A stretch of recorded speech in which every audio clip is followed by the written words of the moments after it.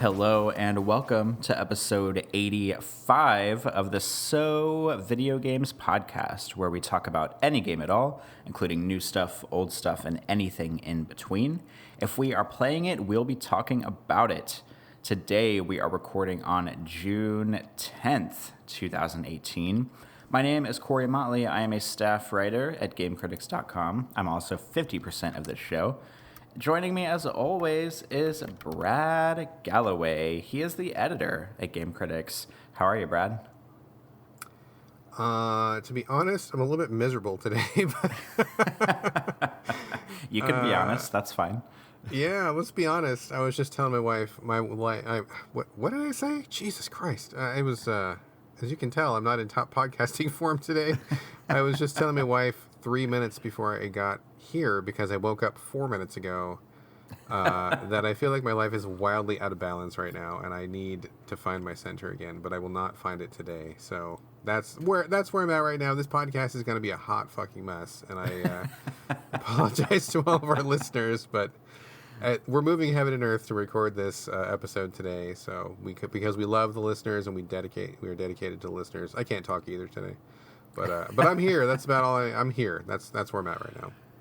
All right, good. Well, I mean, if it makes you feel any better, last night I went to Pride Fest, which is like gay pride parade stuff in New Orleans, and I'm also like the slightest bit hungover today, but those two events actually have nothing to do with each other because I'm such a fucking old man that Patrick and I went out to the Pride thing last night, and then we're basically home by like 10:30 last night, and then we just kind of like sat around and like ate and watched TV. And I had last night, he went to bed and I was like editing photos and stuff because I haven't really sat down to edit in a while because I've been prioritizing video games lately.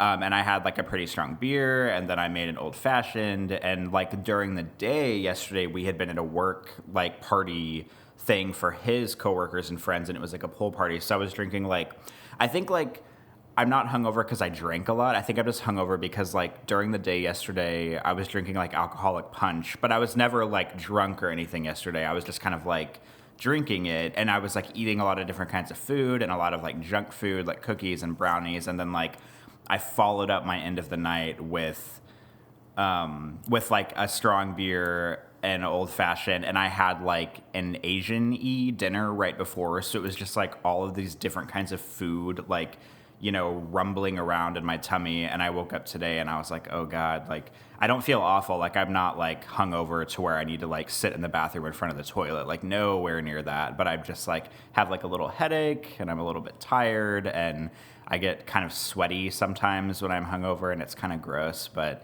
that's where I am today. So right now we are meeting each other where we are. Oh God. Sounds like we're at a fucking rehab meeting or some shit. Oh my God. But let's lay some ground rules today for the podcast. So, as you know, listeners, as you probably can tell, this show is going to be a tad bit different than normal. Like Brad and I, we cannot apologize enough for how like weird our recording schedule has been lately, because we've been recording on different days. Sometimes we record Banter first, sometimes we record it last. Like we've just kind of been all over the place. We've been doing a lot of short shows because Brad's really busy. I've been pretty busy lately, and I'm about to go on a business trip, which I'll talk about in a minute this week. So like we're trying to cram like 2 shows in 2 days. So basically, here's what's happening. For this show, it's going to be another pretty short show. We're aiming for about an hour and a half. We're actually recording the banter first, a very light banter. We're going to put it in the show first, so we're just recording one sound file. So if you don't like banter and you're listening to the show, please check the timestamps in the show. We will put the banter notes in there so that you can get right to the games if you want to and skip all this stuff. Also, you might be thinking, we're right in the middle of E3. This is going to be an E3 show, right? Like we're going to talk about the stuff from the press conferences yesterday. Unfortunately, we're not. We are going to talk about games today. No E3 talk today. But we are going to record like a midway E3 show. If all goes according to plan, tomorrow, actually, we're going to record again. We're going to do back-to-back shows. Games today, we're going to do a midpoint in E3 tomorrow, which I think about half the press conferences will be done by the time we record tomorrow. The reason why we're recording today and tomorrow is because I'm going on a business trip on Tuesday morning, and I'm going to be out of town for like almost a week, and there's like no chance that I'm going to be able to record because I'm going to be really busy at work conferences, and then I'm flying to Phoenix to go on vacation directly after my work trip.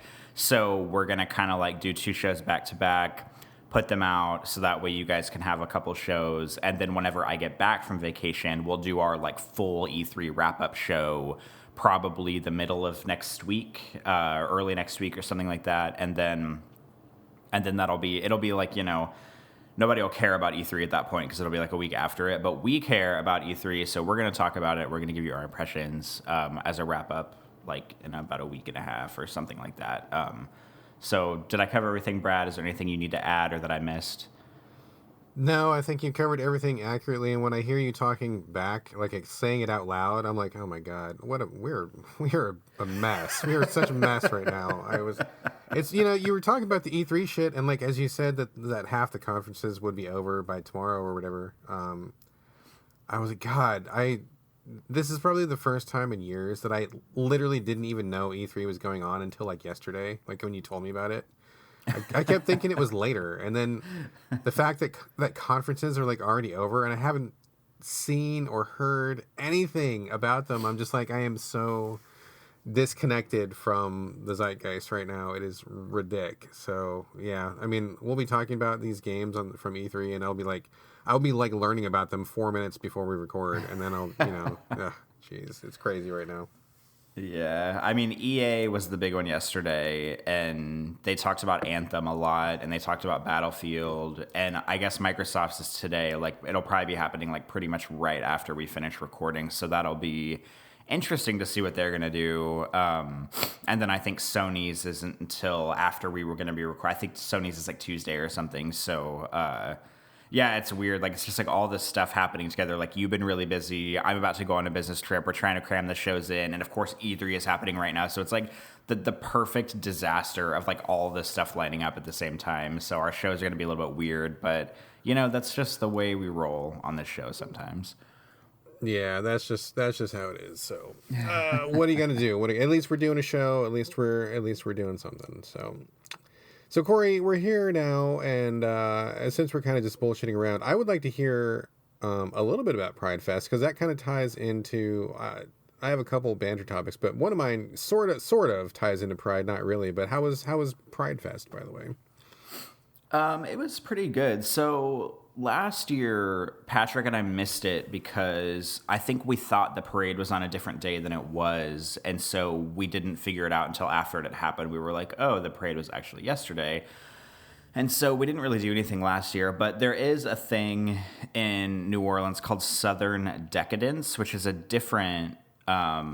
it's a different event than Pride, but it's also like a very, very gay event. Like, it's all about like gay culture and like drag queens and stuff like that. So we did go to Southern Decadence. So I feel like we kind of like got like our second wind of Pride that we missed last year. But this year we actually went, and I mean, really all we did this year was go to the parade because it's New Orleans. So there's parades for like everything ever. I mean, it's pretty much like if like, I don't know, like someone gets in a car accident, like, oh, let's have a parade for this thing that happened. Like, it just seems like there's parades for everything here, which is cool. So like the Pride Parade, it just kind of goes through downtown. We were down there, and I mean, really, it was just like, I feel kind of bad saying this, but I feel like as far as New Orleans parades go, like it's kind of like if you've seen one, you've seen them all. Like, it's just a bunch of floats going by. Some of them are people on actual floats. Some of them are just like dancers, like walking down the street and marching and like dancing and stuff. And, but it's really cool. I mean, it's nice. It was really nice to see like, to actually be out there. And, I feel terrible saying this because like I'm a gay man and, I should know more about like my own culture, but it's really cool being out at a Pride event because you get to see like how diverse, not only like gay or lesbian or bi or trans people are, but like people that support them. Because like, several years ago, there might've been, sort of like a little bit of friction where it's like, oh, well, you shouldn't go to Pride unless you're like actually gay or actually like a lesbian, or this or that, or actually like maybe questioning or queer or whatever. Like, like straight people like shouldn't be there. But the more like things have been coming around lately, I feel like to where I don't know, there's like a lot of judgment in the gay community, and I feel like the gay community has kind of been getting to a place, or trying to get to a place lately, where we're, or at least me, and I hope other people, like I've seen some of this on Twitter, like where we need to stop like trying to like box people in and like judge them and like gatekeep whenever it comes to stuff like this, because like you can't look at someone and be like, oh, obviously that person's gay, or oh, obviously that person's straight, or because it's like, yeah, maybe it is a straight person at Pride, but maybe maybe it's a man and woman together, but who knows, maybe they're both bisexual, like maybe one of them is trans, or something like that, or maybe they are questioning their sexual identity, and it doesn't matter if they're 15 or if they're 65, like this kind of stuff can happen at any point in their lifetime.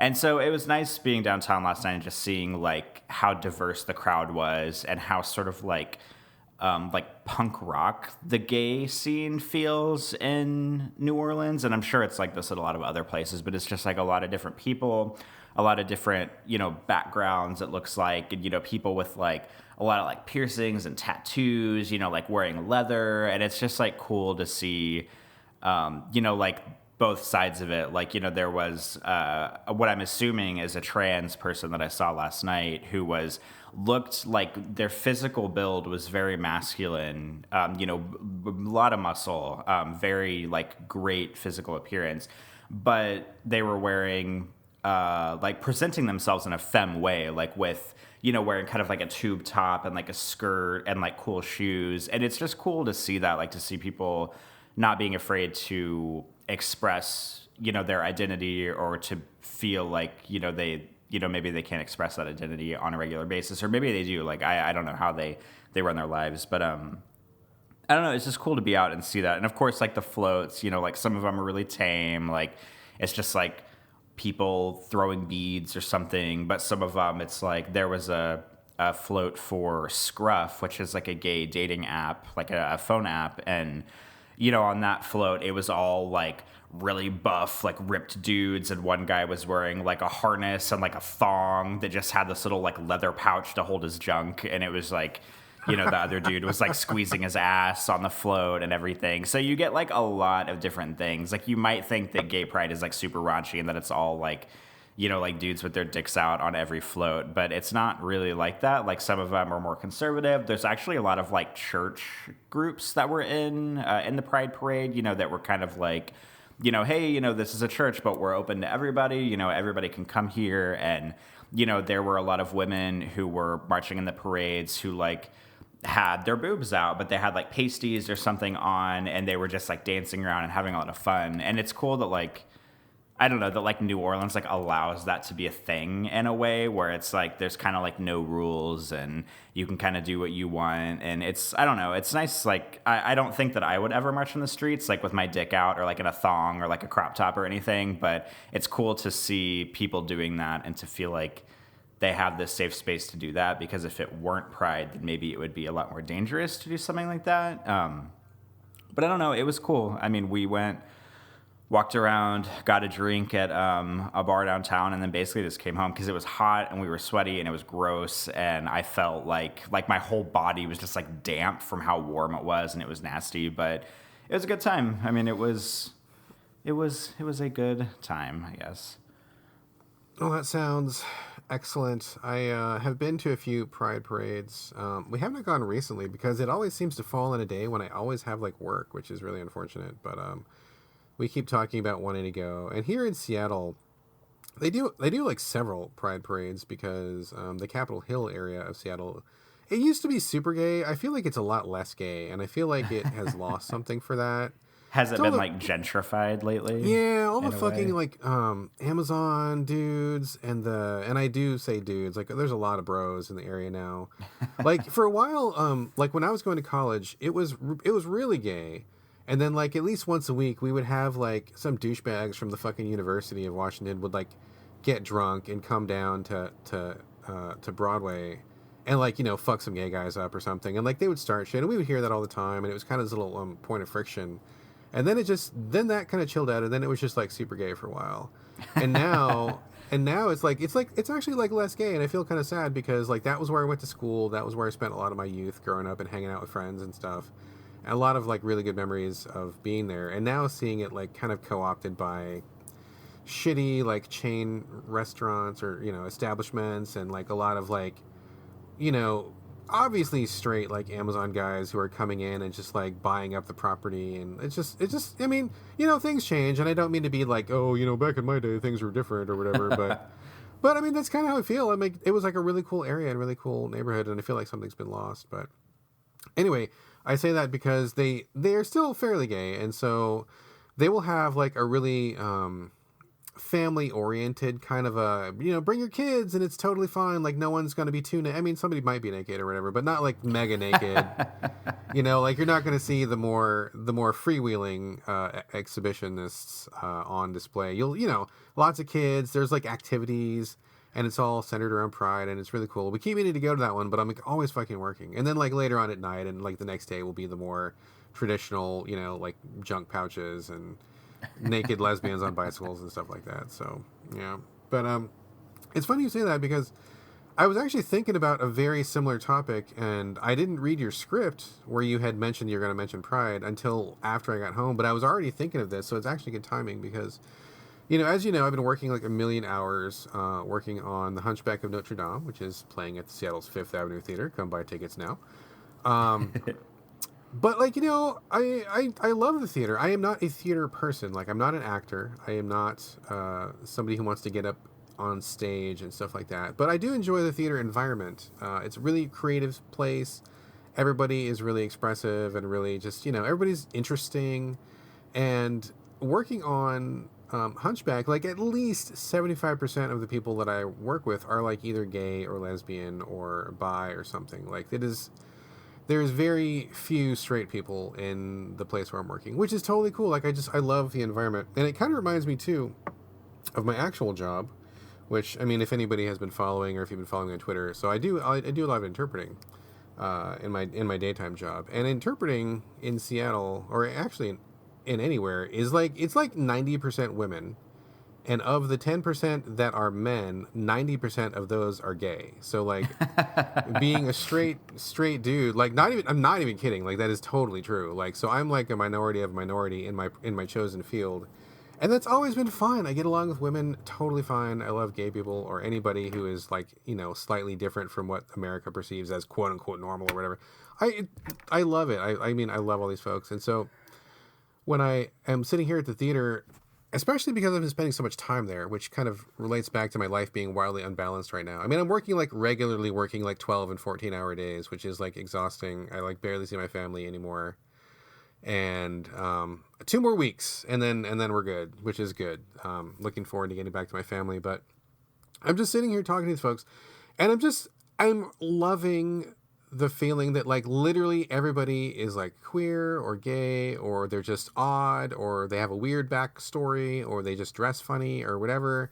And like, it's totally fucking fine. Like nobody thinks anybody else is weird. Nobody acts weird. Like everybody's hanging out with everybody. There's like total respect, like on every level. And I realize that being in this theater is just like its own little microcosm, and maybe that, I know it doesn't extend out to the rest of the world, but I was like, oh my God, like what a wonderful place this would be if like everybody everywhere would just be so accepting and so cool and just laid back and just like chill the fuck out about other people's differences.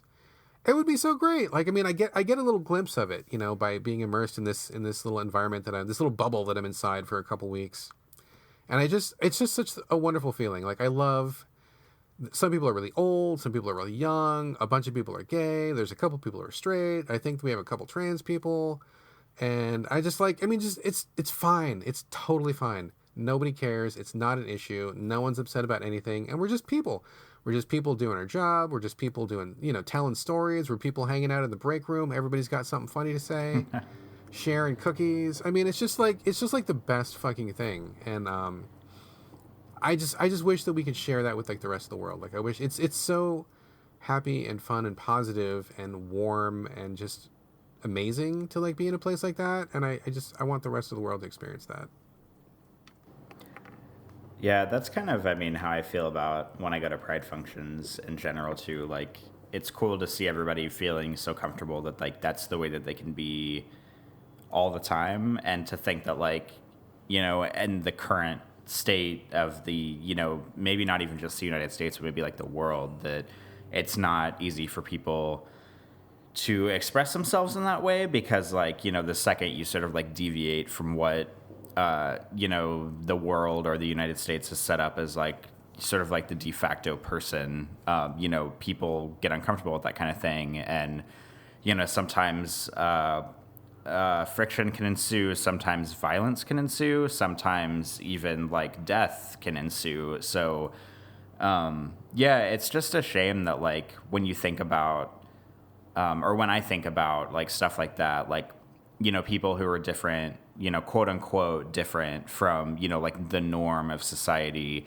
that like, when you have people who see that and they're so uncomfortable with that, that they feel the need to like be rude or to say something or to even like be violent against those people. Like, it's really like it's such a simple way to boil it down, but it's just like, it's totally like a what's your problem moment, like, because it's literally not like the gay person's problem. Like, it's the straight or whoever the person is who like has a problem with it. Like, it's literally their problem. Like, if they just didn't have a problem with it, or if they did just like kept their fucking mouth shut, like the world would be in so much of a better place. Like, it's just, I just like could not imagine a scenario in my lifetime where I would see someone like representing, like their authentic self, for lack of a better word, and feel so uncomfortable with that I would like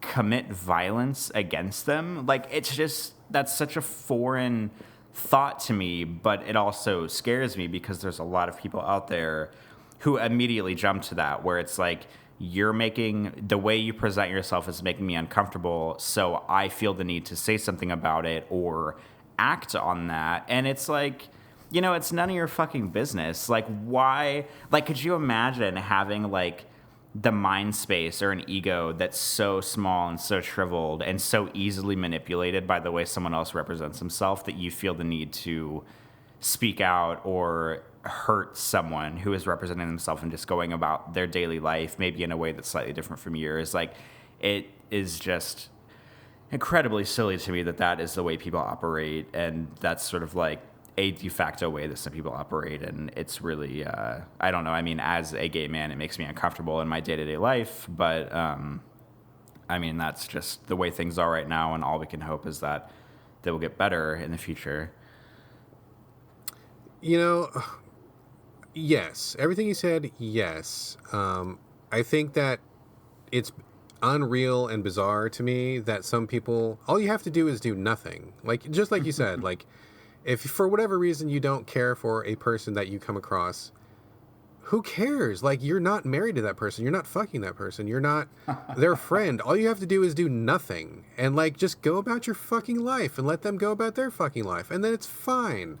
But people, like you said, some people get so scared and they're so like narrow-minded. And I'm just going to be honest and say, like, I think we have a lot of like people in the world who are just really fucking stupid. Like, they're just not using their brains. They're not thinking.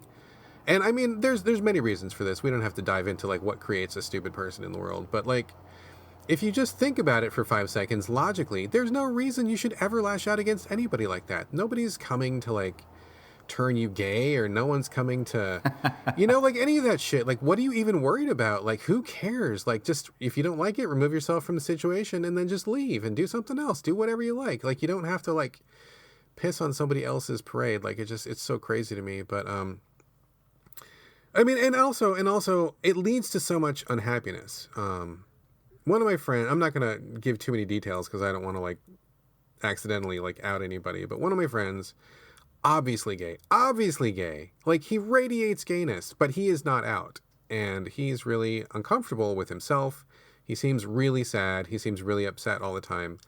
And like, I try to be really supportive of him and, just say, hey, be yourself and I'll still love you. We're still going to be friends, and you'll be happier and it'll be great. And, I try to be really positive for him, but he's got a family who is like 1000% not down with gay people. And so I think that's really a big barrier for him because he's afraid of losing that family connection, which is in itself a whole other discussion, because if your family doesn't let you be who you are, then what kind of a family is it? But like just seeing how unhappy he is all the time, and he's like the nicest guy. He is like the nicest guy. I want nothing but happiness for this guy, and it breaks my heart that like he cannot or he does not feel comfortable being his authentic self because of fear or because of other people's hangups. And like how many other people across the world feel that way? I mean, whether it's about being gay or whether it's like you want to be a musician and you don't want to be a musician because your dad thinks that's a stupid job or whatever. There's like 1,000 things that people can like be insecure about and choose to not do, even if that's the thing that they really want to do. Like if you are a man and you want to wear dresses, or if you are, whoever you want to date, or like whatever, there's so many things that people can be insecure about. And if you don't do those things, you end up like having this like regret or sadness in your life. And it would be amazing if we could just like all of us authentically choose what we want to do and be that person and then have it be okay. Like you don't need to be afraid about it. I mean, utopia, I guess, but I mean, I think that's something we should aspire to. Now, on the other hand, not to bring this conversation down, so I'm working on The Hunchback of Notre Dame, right? And so I have never read the book. Now that I've done the play, I really want to read the book, and I probably will try to make time for it. But that book was written, I don't even know when it was written.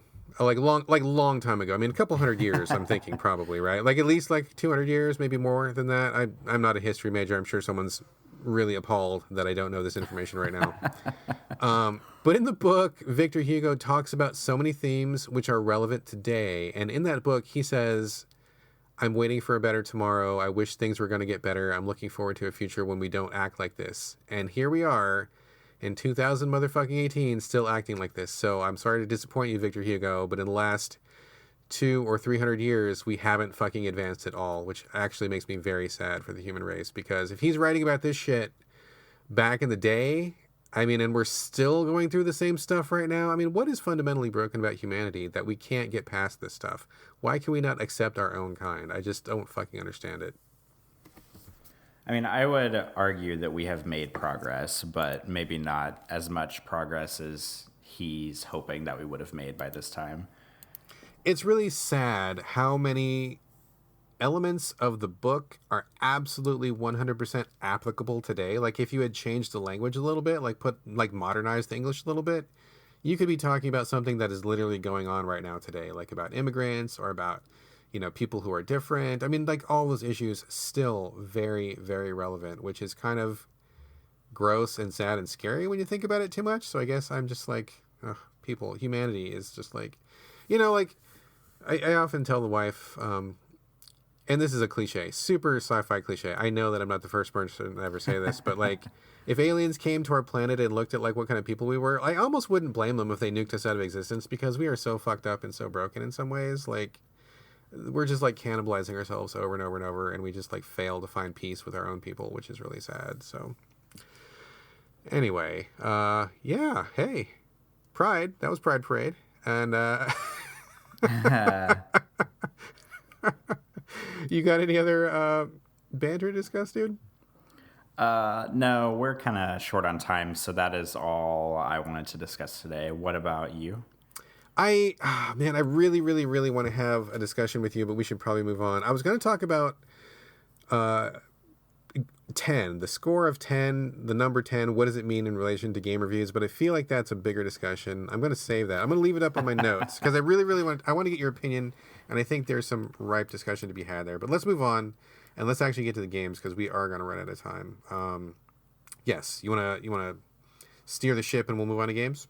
Yes, I am ready to switch gears. Let's do it. All right. Yeah. So, Games Talk, we've only got a few games planned today. Brad and I both have a code for Hitman Sniper Assassin. Spoiler alert, if you have not been paying attention to game news, IO Interactive, the developer of Hitman, and they have been partnering with WB Games lately. They announced Hitman 2 just like a couple days ago, like 2 or 3 days ago, which is awesome. I'm super duper excited about that. Hitman 2016 was my number 2 game of the year that year. I love Hitman. I've talked about it on the show to death. I've written so much on Game Critics about Hitman. They unveiled Hitman 2, and alongside Hitman 2, they unveiled a game called Hitman Sniper Assassin, which is basically an updated version of Hitman Sniper Challenge, which came out as a pre-order bonus with Hitman Absolution back in like 2008 or 9 or 10 or whenever that game came out. I didn't look up the year, but this is a new Hitman minigame where basically you are perched up on like on a cliff somewhere. You're looking down on some kind of event. In the Sniper Assassin game, the new one, it's like a big wedding that's going on, and you don't move Agent 47 anywhere. You just look through the scope of the sniper rifle at the event. The objectives in this one, there's 3 people you need to take out, and then you try to take out as many of the bodyguards in the area as you can. But it might sound simple, but there's a lot of stuff going on in the mission. There's a lot of moving parts. The 3 people are constantly on the move. They're sometimes inside the manor. It's like a big mansion that they're at, that they're having the wedding at. Sometimes they're inside, and it's hard to keep track of them. Sometimes they're walking around on the mansion grounds. Allegedly, they meet up at some point, which I haven't seen it yet, but the mission's only 15 minutes long, and once the time limit expires, they exit. And if you cause any kind of panic, then if they see what's going on, they will flee, and you have to try to kill them while they're fleeing the scene. But I played it a few times, maybe like 5 times yesterday. Brad, have you played this at all yet?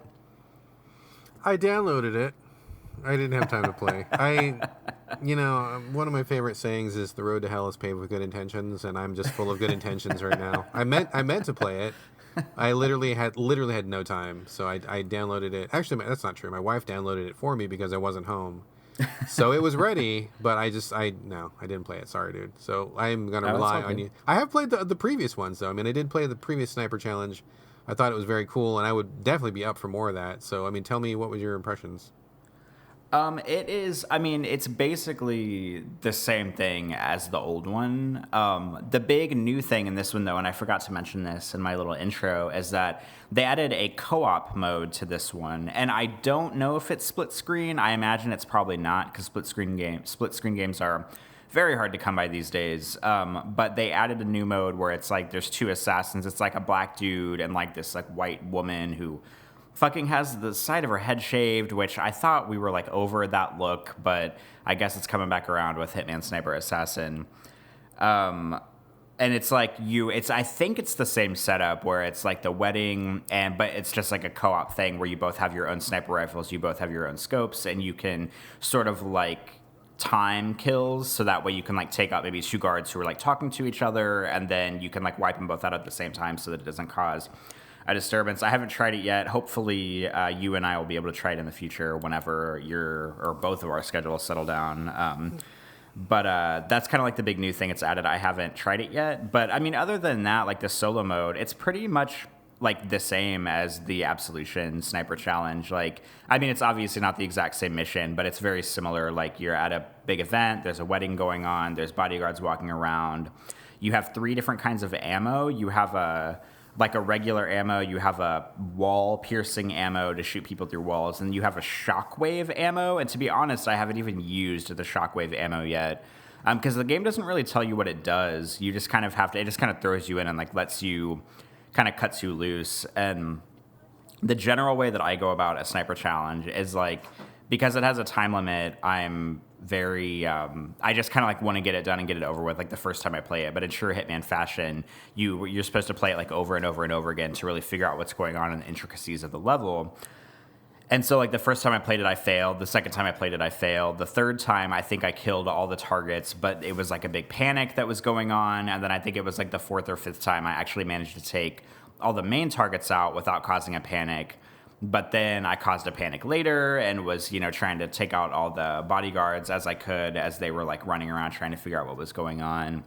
And you get upgrades to your sniper rifle. You get there's like a point system. So if you like kill people with headshots, you get more points. If you kill people in a way which hides the body, like if a guy is standing in front of a balcony and you shoot him and he like flies over the balcony or into a bush or into a window or something, that counts as hiding a body. You get bonus points for that. And as you go through as you play the level over and over again, you get like maybe like a bigger magazine for the rifle and then a shorter reload time or maybe like a better scope or something. And there's like 20 upgrades for it. So as you play it, you get more. I like it. I think it's really good. I think it's a perfect sort of revival of the Absolution Sniper Challenge.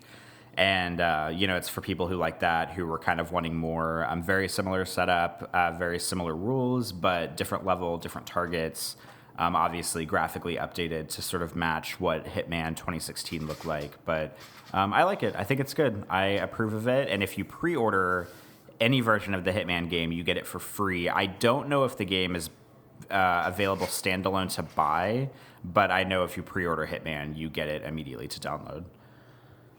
Well, that sounds excellent. I was a really big fan of the previous Sniper Challenge. I thought that was such a cool mode, and I had so much fun with it. And despite the fact that, like, kind of like you said, like, you're basically just watching one scene and you're perched in one area. Like, I thought that was just really, really fun. Like, I thought it was very well done.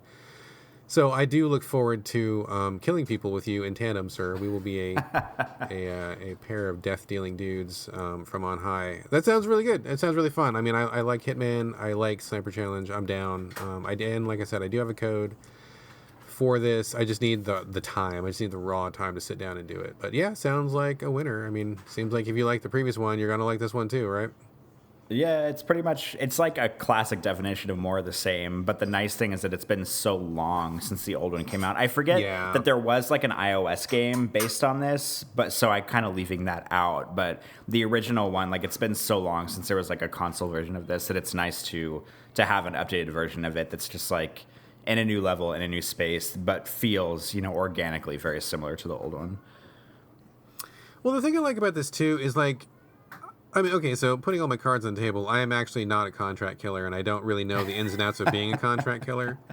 But, like, it does seem like, despite all of Hitman's various adventures, like, at some point, he would just be, like, in a sniper tower doing sniping. I mean, that seems like the easiest way to kill people. And, I mean, as anybody looking at the news knows. So, I'm glad that they've done that a little bit, because despite, yeah, he can put on, like, a wig and a mustache and go walk into, like, a garden center and kill people, or he can, whatever, like, his various misadventures where he dresses up and does all these weird, cool video gamey things, which is fun. But at some time, you just want to think, just shoot some dude. Like, that's all you got to do, really. And so, rather than going through the rigmarole of finding 3 different key cards and, the special shoes and whatever you need, like, just, you get a good window and shoot a guy or something. That seems like real expedient. So I like that they've done this. I think it's been kind of lacking from previous Hitman games, and that's always one of my favorite moments, is just sniping somebody from across the way. So definitely up for more of this. Looking forward to diving in at some point when I get time. Yay, me too. Diving in with you whenever we're both free, and, like, I don't know, 6 months from now, when we can both carve out some time to do it together. Yeah, it'll be like when Hitman, like, 3 comes out or whatever. Like, we'll get around to it at some point. Well, last week, you teased very briefly about a new game that you were playing. And to be honest, I feel like an idiot even having to ask you this, but is it just pronounced Vampire, or is it Vampyr? Do you know the technical pronunciation of this game title? I don't know how this particular game is pronouncing it, but according to, like, other media and other sources, and just, I'm not the definitive expert on this, I would say it's Vampyr, but I mean, maybe someone will contradict me on that, but I think that's what we're going to roll with today. All right, we will roll with that then. So last week you gave a very small tease because you'd been playing it. I know you've been busy, but you've been playing it more.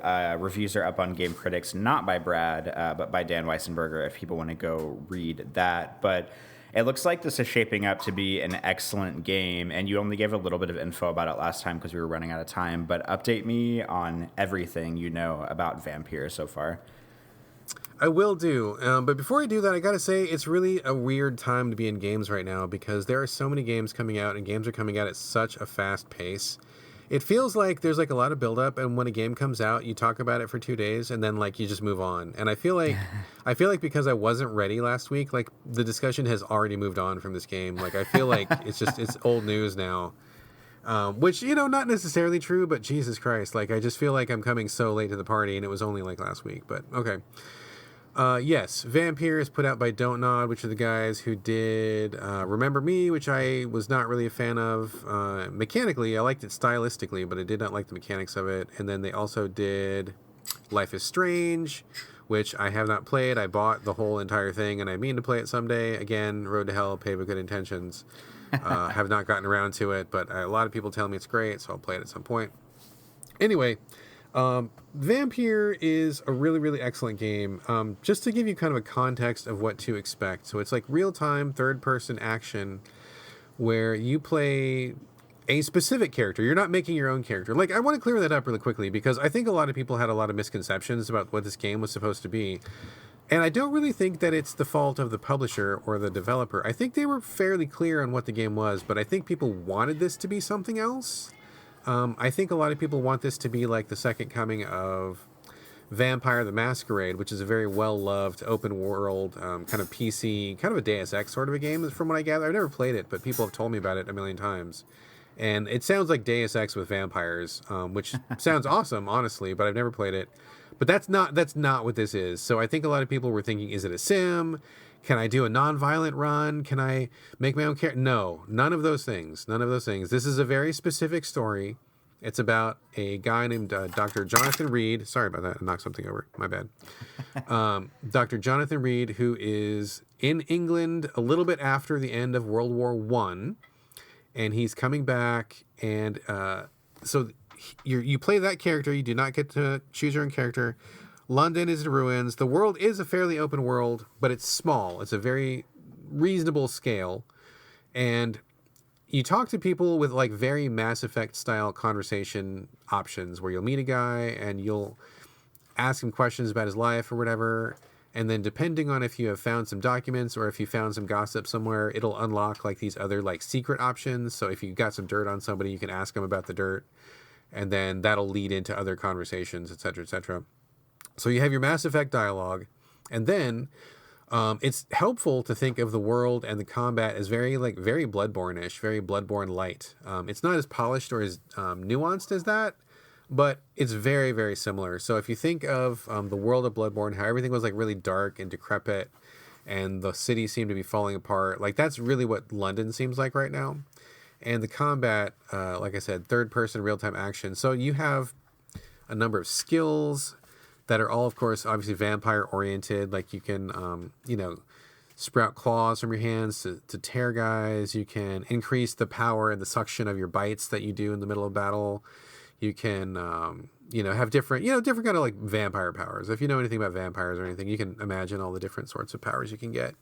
But that happens in real time, and so the combat is very, very vicious. Like they're not afraid to kill you. Like they will throw encounters at you that are where you're outnumbered or where sometimes the enemies are a little bit higher level than you, and you can die pretty quickly. So like if you don't level up correctly or if you're not really in tune with the combat, I mean you will die quite a bit, and it's a little bit of a surprise and maybe unexpected to go from walking around Mass Effect style, talking to people, having a million dialogue choices to all of a sudden I need reflexes and I'm dodging and I'm dodging and I'm dodging and I'm counterattacking and I'm dodging, and like that it's kind of a weird mashup, but I think it really works. I think it's really fun and interesting. So I like that part a lot. So that's kind of the gist of it. Before I dive into more blather, did you have any specific questions or anything that you want me to hit first? Okay, so I've only played, I know like you've talked a couple times about it being like Bloodborne, and I've only played like 5 minutes of Bloodborne to be completely honest, but like in like action game terms, like is it anywhere comparable to like Ninja Gaiden or Devil May Cry in either of those scenarios? No, it's not quite as, no, it's not. There's like no combos in this, like as you may be thinking of like a Devil May Cry or Ninja Gaiden, nothing like that. It's about positioning where you'll be surrounded by guys, and so you have to think, okay, so where's the best place for me to attack, because an attack is going to take me like X seconds to do. So I might be able to get this guy, but if I hit this guy, then this other guy is going to close in on me and he's going to get me from behind, so that's not a good option. And he can do like a little vampire dash where he kind of turns into smoke for a second, and so you can dash around the battlefield pretty quickly, but it's more about like finding where's the best place to strike, getting out of the way of trouble. And when you do strike, you're usually only hitting like once or twice in a row. Like it's not like combo, and then you're like killing a guy. It's like hit him once or twice, get out, dodge around, get in, hit him once or twice, get out, and then look for another opening, kind of like that. One twist is that stun plays a really big part in this game, and so you will have various different weapons. And this is actually another way that it's actually a lot like Bloodborne, where if anybody who played Bloodborne remembers, each weapon had its own like unique quirks. Like it had, the weapons. There were not many weapons, but they were all like fairly different in how they were used. Kind of the same thing here. For example, I'm using a big mace right now, which might seem kind of clunky, but it does a shitload of damage, and its special ability is that it can parry other people's weapons. So if somebody's attacking you with a machete or something, you parry with the weapon and they instantly go into a stun. And stun is great because that's when you can bite people. So biting people gives you life back, plus it gives you blood, which is kind of like your magic meter. So you can do as many special powers as you have blood for. So you really want to be like biting guys pretty regularly throughout the combat to like kind of recharge your health and get more magic power back. But other weapons, like you can have like a gun, shotgun, pistol, a knife that bleeds people, and you can like absorb that blood. There's like stakes that you can use that'll stun people. So it's really about like balancing your loadout and your combat style so that, whatever way you like to play, there's several different options, but having the right style for the right kind of weapon, and then like getting in and getting out and dodging a lot. It's pretty fast, and it's pretty deadly. Like most battles are over fairly quick. Especially for you. You cannot take a lot of hits. Even after you level up, like you're still fairly fragile. So you can never really like snooze through the combat. Okay, all right, good. So the more like I'm really glad that you're playing this and talking about it, because this is one of those games that like if you hadn't talked about it on the podcast, I would have never thought to play it. And after you talked about it last week and kind of seeing a little bit of like the Twitter sphere, people talking about it a little bit. I put it on my Gamefly queue, and I'm really mad because I was hoping. Sometimes I get really lucky, and when I put a game on my Gamefly queue, they will send it like the day before it launches in stores, and it'll get here like 2 or 3 days after its release date. And I was really hoping that would happen this time because I have a 2-game Gamefly pass, and I only have 1 game out right now. And I was like, oh, if I put it on there, I'll get it real quick, and I can play it, and we can talk about it on the show. But unfortunately, Gamefly has not sent it yet, but this is like a rare case where you bring up a game on the show I've never heard of or probably wouldn't be interested in, and I'm like actually really, really interested in playing it to see what it's like, to kind of get down on it and see if I like it or not.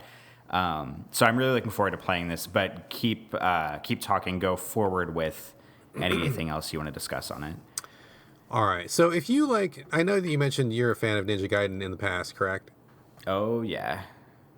Okay, so this is nowhere near as hard as that, and if you can play Ninja Gaiden, you can totally play this as well. But the interesting thing about this game, excuse me, is that there's no difficulty setting, and I've heard a lot of people be upset about that, and I totally get that, because if you're the kind of player who just wants who wants to go in for like a Mass Effect style story, but you don't really want to do real-time combat, it can be a real bummer, because there's no pacifist route. You have to kill people because you're a vampire, you're a predator, you have to like eat people to survive. But the way that they do it in this game is actually really interesting, because when you meet people, and you'll meet like there's a shitload of people in this game. There's like maybe at least 12 or 15 people per zone, which may not sound like a lot, but when you realize how much dialogue is in with each person and how much talking you're gonna have to do, like it's actually a lot of talking. Excuse me, I'm so sorry. I'm dying of like allergies or something here. So what happens is, and the game tells you straight up, like the game is not shy. They tell you literally, if you want to level up fast, you must eat people. The more people you eat, the stronger you will be. That is not a mystery. It's not a question. They tell you like multiple times, hey, if combat is too hard, maybe think about eating somebody because it'll make you stronger. And that's true. It's true. So the choice of the game is, do you eat people to get stronger and level up quickly, or do you choose to be like the nice vampire and don't eat anybody and, go as long as you can without killing anybody? And if you do other things, like simply by existing, you will level up, like by talking to people, by doing side quests, by finding certain things in the environment, like you will gain experience and do that, but it's much slower and less. So just by being an older vampire, kind of neatly keeping in with vampire lore, the longer you exist, the stronger you will be, which is true and cool. But if you are getting killed in combat, and if you are struggling, then you better eat a couple people. But the thing with this is that all these people are characters. And so, like, the way that you do this is when you talk to people, if you find them and kill them right away, you get, like, very little experience, like a third or half of what you would normally get. So it's not really worth it. And the way that you get better experience is by talking to them and learning about them as people. And if you unlock more of their secrets, they somehow their blood gets richer, or maybe you just get more nutrition out of it somehow. But the more time you spend with them and get to know them better, the better their blood is and the stronger you be, and then you'll get more experience and you'll level up faster. But in order to do that, you have to talk to them, and you have to like help solve their problem, or you have to figure out what's bothering them, or like, somehow be their friend in some way. And so like this real back and forth of like, I really want to eat you, but at the same time I kind of like you and you're kind of cool and I don't really want to eat you. And so like you end up, I'm in my run right now, I have eaten no one at all, and I'm like about more than halfway through the game. I've literally eaten 0 people. But I'm doing okay. I think I've been doing a lot of the side quests. I've been doing a lot of the extra stuff that you can do to work around that problem of not eating people, and I think I'm doing fine. I've been finding a really good weapon helps, and just being okay with third-person combat really helps too. So I'm doing my best to not eat anybody, and I believe that there is a special ending if you can get through the whole game without killing anybody. So that's giving me something to look forward to. But I think it's just a really cool idea of, yeah, you can eat these people and get stronger, but then these people will be gone from the story. Like, all of the storylines will end. You won't be able to finish any of those quest lines, or you won't be able to see what happens. And the other thing is that the more people you eat, like, the worse a zone gets. Like, the world is like in 4 zones, and so each one has a certain number of people. And if you eat too many of them, like, like disease comes back into the city, or like crime goes up, or depression strikes that area. And so like the city as a whole gets worse the more people that you eat. Like, it gets darker and more grim, and just, everything suffers. So if you want things to be healthy and as positive as possible, you need to eat as few people as possible. But that also means that the game is going to be harder for you because you're not eating people. So you're like a weaker vampire. And the whole thing just all kind of comes together just really brilliantly. I think it's just really smart, really interesting. Really makes you think about your choices, and really makes you take the time to get to know people and figure out like what their deal is. And it's really fascinating to play a game like this that really approaches vampires in this way, because I feel like it's been a really long time since anybody has really tackled it in a serious way. And I think they're doing a really good job. I'm really enjoying it so far. I wish I had more time, because I was hoping to be done with it by now, but I just haven't had time to play. So what I have seen so far has been great. Easily going to be one of my top 10 games this year for sure. So nothing really bad to say about it. I mean, sometimes there can be a little bit too much dialogue, but I'm being really super thorough also. Like, you don't have to talk to these people, but I want to see everything and talk to everybody, so I'm doing like everything possible. So sometimes it feels like I'm spending a little bit more time talking than I am playing, but that's kind of on me because I choose to do that. But I dig it. I dig it a lot. I think it's a really cool take on vampires. I think it's got a really cool gameplay mechanic, and I love the voices are fantastic. I mean, the art direction is really strong. I just think it's a great game overall. If you were playing this game in a headspace to where you're planning on eating people, is it possible, and I say this kind of jokingly, like, to like meet someone and maybe like not like them as much, but be like, oh yeah, like, I'm gonna talk to you a lot and level up our relationship, and I know I'm gonna be eating your ass later? Like, is that a thing that's easy to do in this game? I mean, it just depends on you, I guess. I mean, yeah, there's a dozen people I could eat, and some people are clearly like, I am a nurse who works overtime for free, and I'm helping the sick, so maybe you're going to feel bad about eating that person. And then there's a guy who's like, yeah, I'm a grimy drug dealer, and I'm telling you to fuck off, and I don't like you, and like, there's guys like that who you're like, I wouldn't feel bad about killing you at all. So there's a variety of people. I mean, clearly there's a few that are pretty easy gimmies where I don't think anybody would feel too guilty about eating them. And then there are some, and those are worth less usually because they're the easy, low-hanging fruit. But if you pick off like somebody who's really important, like really, if somebody's really important to the story, that's worth a lot more experience. But then it's also like, okay, they're really central. I'm going to close off like a whole branch of the narrative if I kill this person. And, and they're kind of cool. Like, there's a lot of people I think are interesting and neat. So it's definitely not as easy to do. Although I suppose you could just like do a separate playthrough and just be like, well, I'm going to murder everybody this time and just see how that goes out. But, I am still in the pacifist vampire route myself. Yeah, I have a feeling when I play this, I will probably play it very similarly to you, because as I've talked about on the show before, when it comes to games that give you choices like this, I generally go as pacifist as I possibly can and like as stealthy as I possibly can. But hearing you talk about this game is also making me think about Dishonored, because like, And Dishonored, like the more people you kill, the more like gross the city becomes also, and the more like the rat plague spreads and the more like dangerous things are. So like that kind of gives me Dishonored vibes a little bit from what you're talking about. So like whenever I play this game, I really hope that I can get on board with the combat, because that seems to be the thing that's sort of like, from what I've heard on Twitter from people talking about, that's kind of like the barrier for entry in the game. And hopefully if I can get on board with the combat and kind of get down with what it's doing, then I can really kind of sink my teeth into this game, if you will. Oh dear.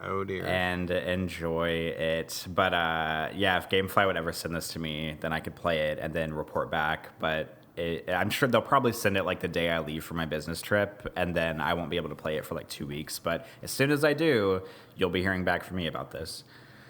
Right on. Let me just say one more thing really quickly, and then let's move on to Detroit. But I want people to know, like, I think people are making too big a deal about the combat. I think this combat is pretty comparable with a lot of other action games. So as long as you're even vaguely familiar with action games, I don't think it's really that big of a problem, especially if you take the time to spec yourself out and, you know, get the right weapon, as you should in any game. I mean, I don't think it's anywhere near the problem that people are saying. And also, I want to be really clear in saying, so you will fight in this game. There is no way to get around fighting in this game. You can avoid encounters and you can not eat people for experience, but there are boss encounters. So it's like you will eventually have to fight. So like, don't come to this game if you think you're gonna like stealth your way through, or you're just not gonna kill anybody. I mean, that's fine. You can do that, but there will be times when there is no other option other than to fight. So please be aware that there are bosses, there are certain encounters you can't get out of, and that fighting is just part of this game. Like, don't come to this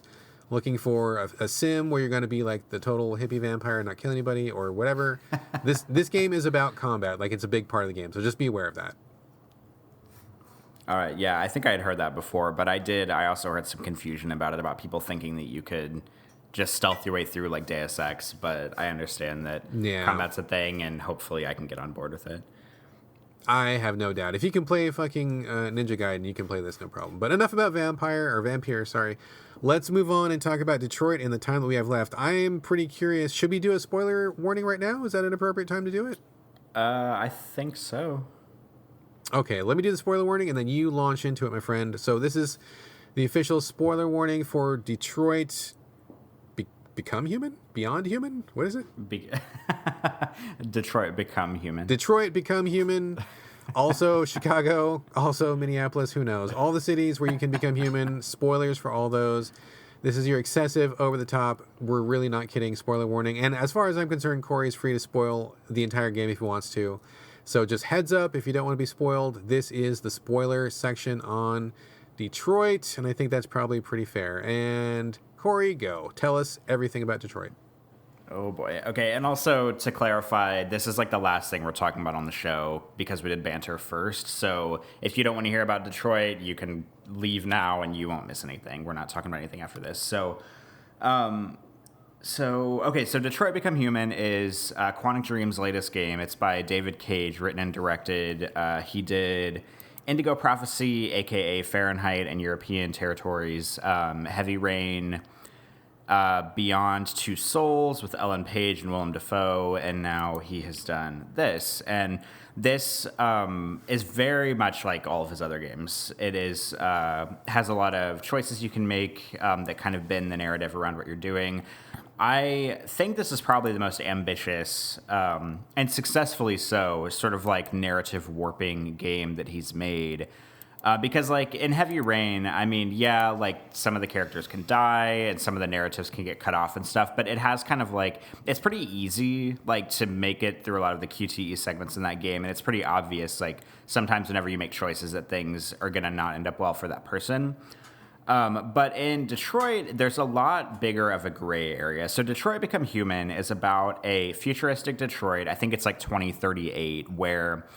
after motor companies in Detroit had been shut down and it's kind of like lost its heyday of like, mechanical engineering there, androids have become the new thing in Detroit, sort of like replacing that industry. And it's kind of Blade Runner-esque a little bit. androids have, integrated into society. They are used as, robots for home, for cleaning. They do a lot of really menial labor jobs, like they drive buses and they're like janitors and stuff. And you play as 3 separate androids in the game. One is named Kara. She begins her story as she's getting repaired for damages, and she belongs to this kind of like drunk, fat loser guy who's raising a daughter. He's like a single dad, and he's kind of gross and washed up, and like his wife left him. And she comes home after she is repaired, and then you discover what happens with them. The other one you play as is Marcus. He is the personal assistant for this famous artist who is old and who is in a wheelchair. So Marcus is kind of like his companion and like, gives him his medicine and wheels him around his big mansion and everything. And then the last one you play as is Connor, who is my favorite. And Connor is sort of like a Blade Runner. He is an android, a very specialized androids because they have different models, who is actually investigating deviant androids. And deviants are androids who have sort of like gained their own sentience, I guess you could say. They've broken through whatever programming they have that allows them to do that sort of like bars them from doing things that their masters tell them to do. And he hunts them. And usually deviants are like they end up murdering usually. So he's kind of like the private investigator. He's working with a human police officer in Detroit Police Department, and they're investigating like a string of android murders and trying to figure out what's causing the deviant behavior in androids. And you play as all 3 of these characters.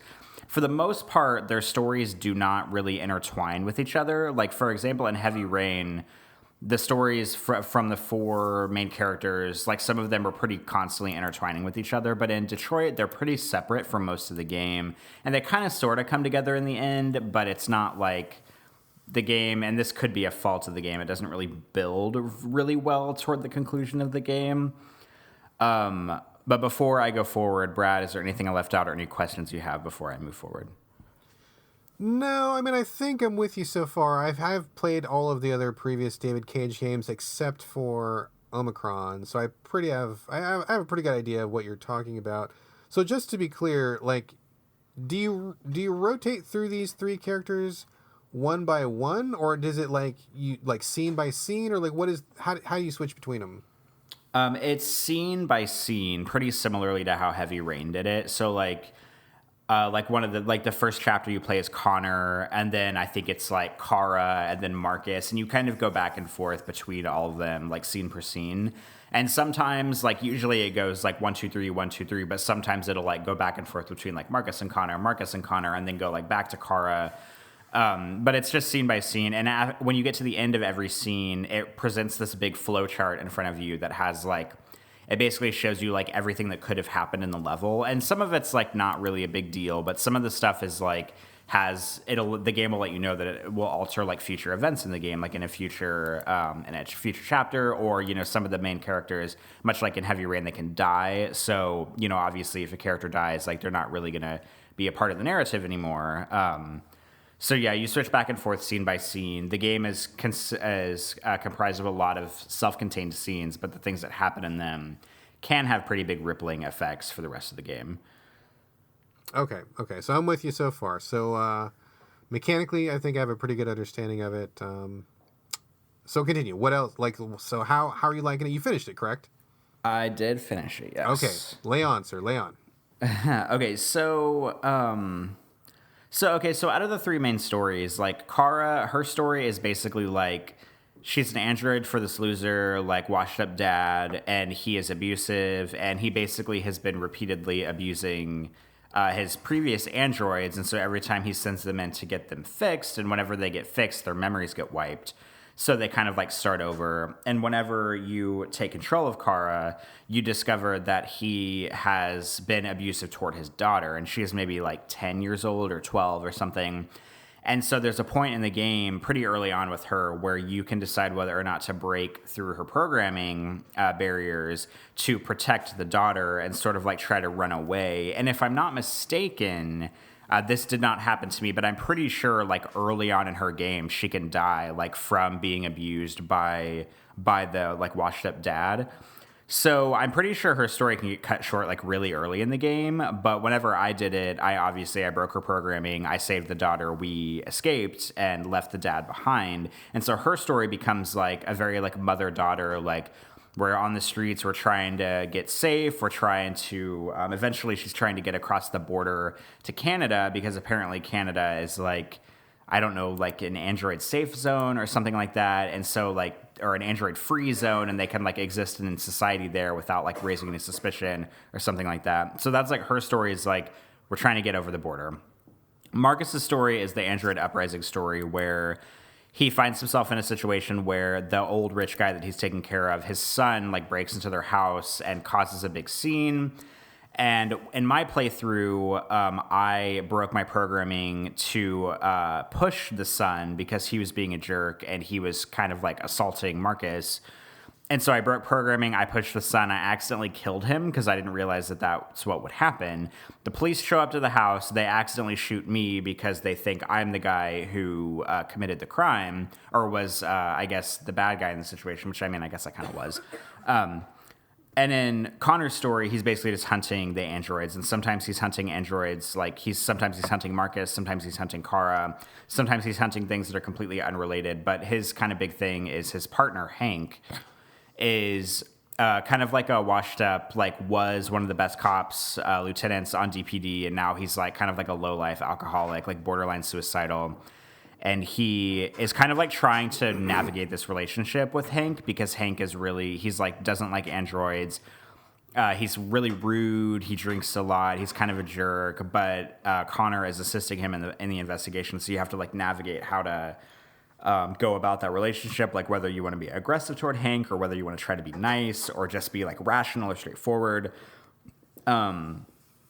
And so Connor, like, to be completely honest, Connor's like basically like super duper the best character in the game. Like Kara's story is dumb, Marcus's story is dumb, Connor's story is like where it's at for me in this game. So anytime I got a section with Connor, I was like really excited because like his story has like a really good driving force of like, you know, like the investigations, like he's always on a crime scene. He's balancing crime scene investigations and like hunting deviant androids with maintaining this relationship with Hank. And he also has these moments where he's in sort of like this like briefing area with this woman named Amanda, and you're not exactly sure what their relationship is because she's sort of like giving him directives from CyberLife, which is the android company, like about, you know, you need to work with Hank, you need to find a way to make it work. She's kind of like the Oracle in the Matrix. Like she's just there to like provide him support, but she's also kind of firm with him. And so you don't really know like what the relationship is between them.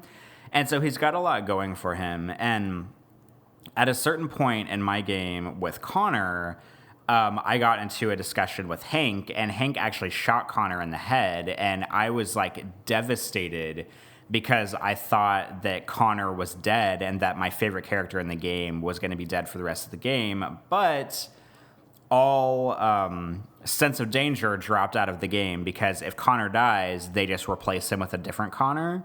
So I don't know if it's possible for him to actually die at certain points in the game, but in my game, he died like 2 or 3 times, and they just kept replacing him. So it made him feel like, at the first time he died, I was like really upset, and then I was like, oh, they just replace him over and over again? Like, it kind of like, I mean, I was happy because Connor was back, but I was also disappointed because like the story lost a lot of weight in that sense. Right, but, right. But as far as like everything else goes in the game, my endings were pretty grim for almost everyone else. Like there's a section in the game where you play as Marcus and you're doing like you're doing a protest, like you're rallying a bunch of androids, you're going to like this big city square in Detroit and you're doing a protest, and you can decide and shape it if you want it to be a peaceful protest, if you want to be like aggressive toward the police, or if you just want to like flee and leave the situation like once the police start getting aggressive. And I had Marcus stand his ground in that scenario and continue the peaceful protest. I was trying to be as pacifist as possible. And the police shot everybody and killed Marcus. And even though they were demonstrating peacefully, Marcus died, and his story actually like ended. Like the people he was with, it would show me cutscenes and stuff where they were intertwining with the rest of the game. But Marcus died probably about 75% of the way through the game. And then at the very end of the game, Kara gets to the Canada border, and there's like extra security at the Canada border, and she's there with the little girl Alice, and like the police have these scanners that they can use to scan you to find out if you're an android or not. And she decides to like, or I had her decide to let Alice go with an accomplice in the game who's a human to get through the border, and then I sacrificed Kara so that Alice could get safely with these other humans through the security gates. So Kara died, and in my Connor story, I was trying to wrap things up with Hank in the middle of the investigation, like after things kind of went downhill, and in my game, Hank resigned from the Detroit Police Department. I don't know. I think he can stay on the job at some point, but my relationship must have been so bad with him that he failed the investigation, which doesn't speak well to my investigative abilities, and he resigned. And then, like, right toward the end of the game, Connor goes to Hank's house to check on him, and Hank kills himself in his house. So it was Jesus. all of like the most grim endings I could possibly get. And like the whole thing with Connor is like, I was trying to decide how I wanted to roleplay this game, because like with Connor, his job is like, he's in it for the mission. He's on the human side. He's trying to figure out what the androids are doing wrong and trying to get behind them. And so I totally ran with that. Like I tried to make him like really like emotionless and really cold and really calculated whenever it came to the investigation. But I was trying to keep him warm with Hank, but obviously I did a very bad job because he killed himself. So that, I mean, I can't be trusted to cultivate human relationships with people, I guess is what I'm saying here. But I feel like at the end of the game... That's a pretty grim conclusion to come to. Oh, God. Yeah, so, but the weird thing with Connor is, like, I think the game, it kind of pushes him toward, like, if you do a certain amount of things in the game, like, if you treat androids respectfully in the game, he can, like, break his code at the very end of the game and sort of, like, join the android uprising, and I didn't realize that was a thing that was going to happen, and, like, that wasn't his mission, and that wasn't the way that I wanted his story to go, so luckily, I got to keep him like cold and android the whole game, and that's the way I wanted him to be. But like when I got to the end, there's like a section where he's like kind of facing off against the leader of the android uprisers, and she like talks to him about like, you should join us, like you don't have to do this, you don't have to follow your programming. But because I hadn't made enough like warm android decisions up until that point, I didn't have a choice. Like I couldn't join them at all because I had been following his mission. But I guess that's like a thing, like you could like make him break his programming and like join them, and it kind of seems like that's like what the game wants you to do, but doesn't like tell you until the very end. And I was kind of disappointed because I liked the idea of like keeping him on the job and keeping him, you know, with the DPD and like doing his thing and like following the investigation, because that's like 90% of his story. Like I wouldn't want him to behave that way for 90% of the game and then at the very end be like, oh, never mind, like let me just throw away all this work I've been doing for the entire game and join the androids to like take over humanity. So like that kind of threw a curveball at me. And maybe like I plan to play this again, so like maybe I'll play it again, and you know, and maybe I'll make him more human, and I'll make him, you know, nicer, and because there's like points in the game where he can like, there's obvious decision making about like they're fighting these androids, and like maybe he can kill them or maybe he can find a way to spare them. And every time I like killed them because I was like, okay, this android's attacking me, like I'm going to kill them. And so like that, you know, didn't look good for me, you know, as far as like siding with the humans, because like I'm this android out here killing androids. But I was fine with that. Like that's the way I wanted to conduct the investigation. So I was kind of like all over the place with like the consistency and how I wanted their attitudes to go. And I know we're short on time. We only have like a few minutes left to record. So I can't get to everything with Detroit. There's a lot to cover. But I should probably cut myself off here before because I don't have time to like jump into like the real nitty gritty of like individual scenes or anything. Well, yeah, we've got like 3 minutes left, so we are definitely short timing it. Work is calling, but just like overall, I mean, this sounds really interesting and it sounds different than what I was expecting. But yeah, we're really low on time. I guess the thing that I want to ask is, like, how do you feel this stacks up to Cage's other work? And, I mean, I've heard some people say, like, this is, like, his worst work because it does not reflect current thinking, or maybe people are saying that Cage hasn't learned anything from the difficulties of his previous games. Do you feel like he's making the same mistakes here? Do you feel like it's better? Or, like, just really quickly, how does it stack up to his other stuff? Well, I feel like the game is fine. Like, it gets going very quickly. I was not bored. I mean, it kind of fizzles out toward the end and gets a little bit ridiculous at the end, and it overstays its welcome a little bit.